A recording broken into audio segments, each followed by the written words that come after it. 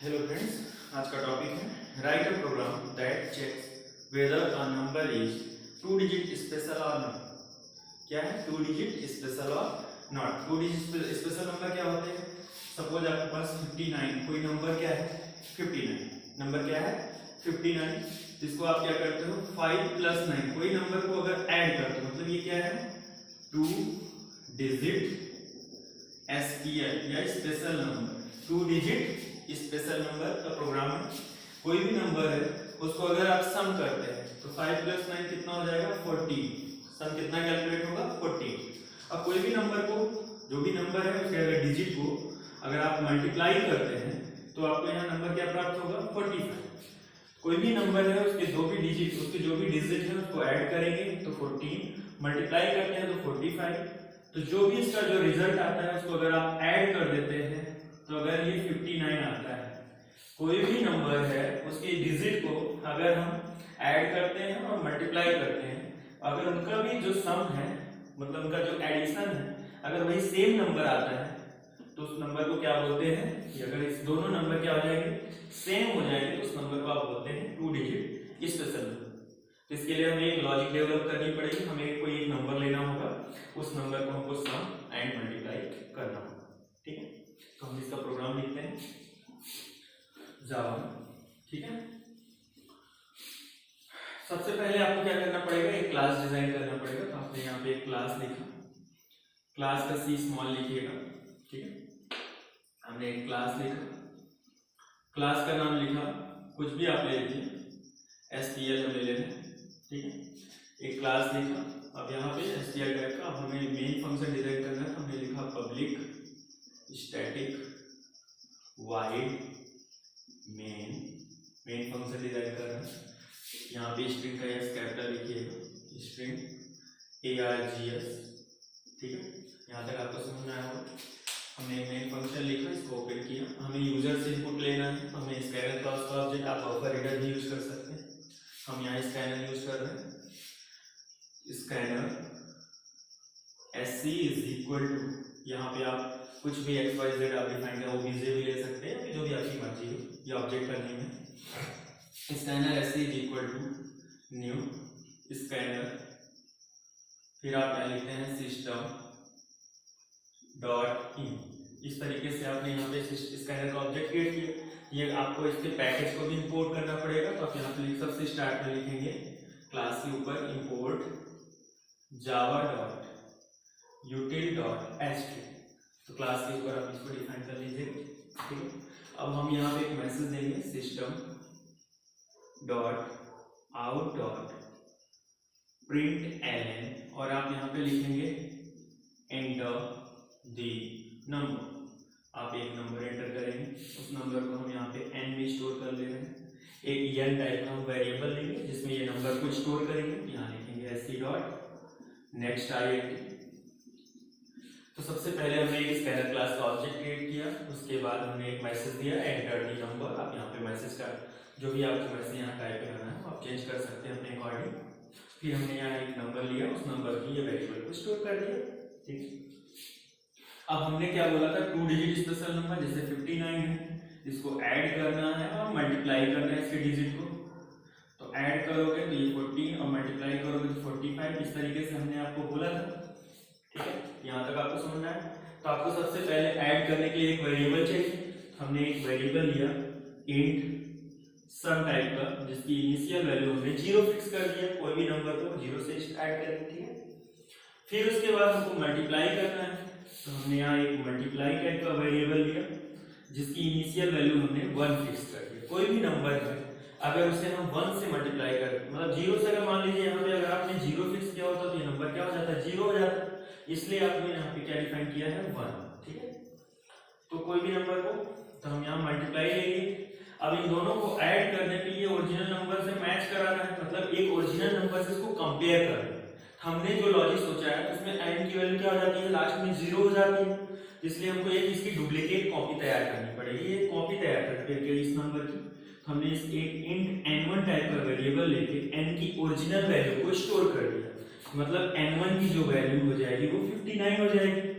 ठीक है, यहाँ तक समझ में n1 में ये नंबर को स्टोर कर दिया। ठीक है। अब क्या करेंगे, हमें प्रोग्राम डिजाइन करना है। तो सबसे पहले आप लिखोगे यहाँ पे वाइल है, डब्ल्यू है, ठीक है। वाइल में आप लिखोगे नंबर ग्रेटर देन 0। अगर नंबर ग्रेटर होता है 0 से तो ब्रैकेट को ओपन करेंगे।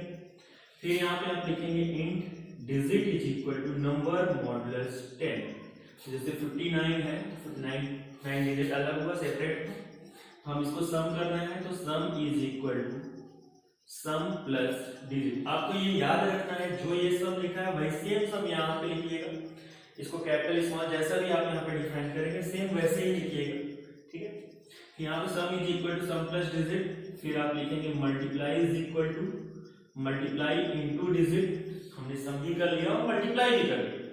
अब इसको क्या करना है, number is equal to number divide by 10, इस तरीके से डिफाइन किया, ठीक है।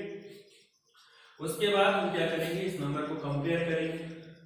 तो हमने यहाँ पे इफ कंडीशन लगाया, अगर ये जो नंबर, ये जो सम है, हमने क्या बोला था 59 है, तो 5 + 9 इंटू 5 इंटू 9 की जो वैल्यू है 14 और इसकी 45, तो 14 + 45 इसको ऐड करना है, तो ओरिजिनल नंबर के अकॉर्डिंग आएगा। यही जो हमने आपको बताया था, जिसके लिए आपको क्या करना होगा, यहाँ पे लिखना होगा सम प्लस मल्टीप्लाई डबल इक्वल, अगर ओरिजिनल नंबर क्या है, n1 है, क्योंकि n की जो लास्ट वैल्यू थी वो 0 हो चुकी है, इसलिए हम यहाँ पे n1 लिखेंगे।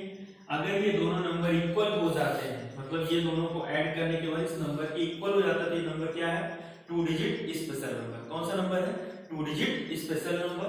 तो आप यहाँ एक मैसेज देंगे, system dot out dot print ln, यहाँ पे आप लिखेंगे 2 डिजिट SPL या स्पेशल नंबर, जो भी आपको मैसेज देना है।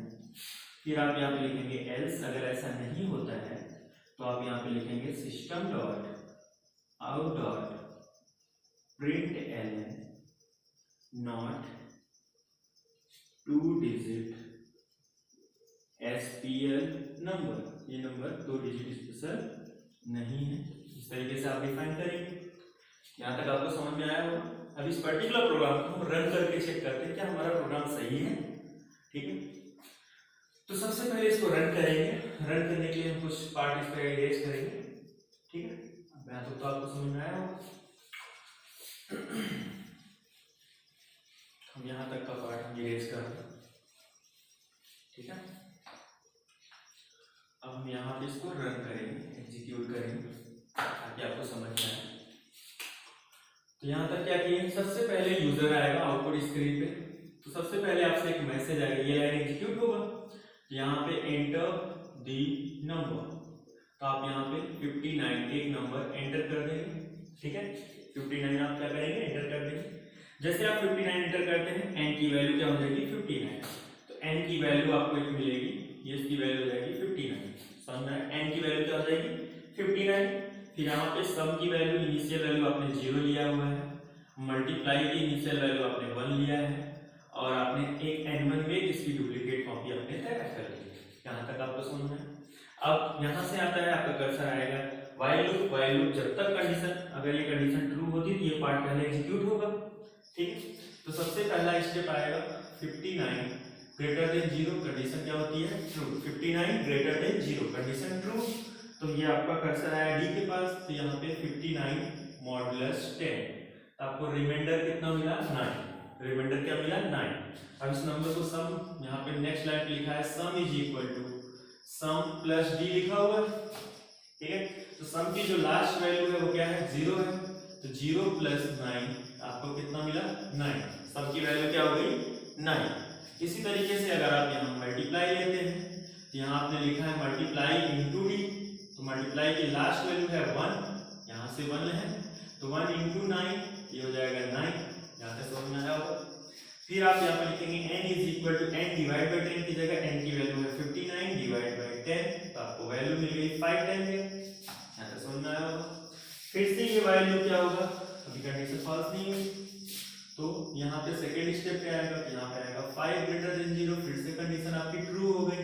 डी के पास आया 5 मॉडुलस 10, तो रिमाइंडर आपको मिला 5 मॉडुलस 10, रिमाइंडर मिला 5। कैसे कैसे मिला, 10 को अगर 5 से आप डिवाइड 10 0 टाइम्स आएगा तो यहाँ रिमाइंडर आपको क्या मिलेगा 5। यहाँ तक समझ में आया होगा आपको, ठीक है। तो डिजिट की वैल्यू हो गई 5, तो आपको अगली लाइन पे आएंगे, सम इज इक्वल, सम की लास्ट वैल्यू यहाँ पे 9 है, 9 प्लस 5 कितना हो गया 14, 9 प्लस 5 कितना होगा 14। इसी तरीके से आपने मल्टीप्लाई डिफाइन किया, मल्टीप्लाई की लास्ट वैल्यू आपके पास 9 है, 9 into 5 ये हो गया 45, या तो समझ में। उसके बाद आप n के पास आएंगे, n की लास्ट वैल्यू है 5 डिवाइड बाय 10 मतलब 0 हो गया, ये 5 है, ठीक है। तो 5 डिवाइड बाय 10 ये हो जाएगा 0। फिर से आप नेक्स्ट स्टेप पे आएंगे, n की वैल्यू 0 ग्रेटर देन 0 कंडीशन क्या होगी false, 0 greater than 0 condition false हुई। जैसे ये कंडीशन फॉल्स हुई आपका कर्सर इस लाइन पे आया, यहाँ सम की लास्ट वैल्यू आपको मिली है 14 और फिर मल्टीप्लाई की लास्ट वैल्यू आपको मिली है 45, 14 प्लस 45 डबल इक्वल 59। इसको अगर आप ऐड करेंगे तो देखेंगे 59 डबल इक्वल 59, कंडीशन क्या हो गई ट्रू। इस लाइन की कंडीशन क्या हो गई ट्रू। यहाँ क्योंकि 59 इक्वल हो गया आपका 59, तो आपको यहाँ एक मैसेज हो जाएगा 2 डिजिट स्पेशल नंबर। अगर सपोज ये कंडीशन फॉल्स होती तो आपको मैसेज मिलता नॉट 2 डिजिट स्पेशल नंबर। यहाँ पे आपने देखा जो 59 हमने एक ऐसा नंबर लिया था जिसकी वैल्यू क्या है दोनों के इक्वल है, इसलिए नंबर क्या हो गया ट्रू हो गया। इसलिए यहाँ पे आउटपुट आपको स्क्रीन पे देखेंगे तो मैसेज आएगा 2। जब इस प्रोग्राम को आप रन करेंगे तो आप देखेंगे स्क्रीन पे एक मैसेज आएगा 2 डिजिट स्पेशल नंबर। आप यहाँ जो भी मैसेज को करना चाहें वो आप कर सकते हैं। यहाँ तक आपको समझ में आया, ठीक है। कोई प्रॉब्लम, अगर कोई प्रॉब्लम होती है देन आपको जो है मैसेज या कमेंट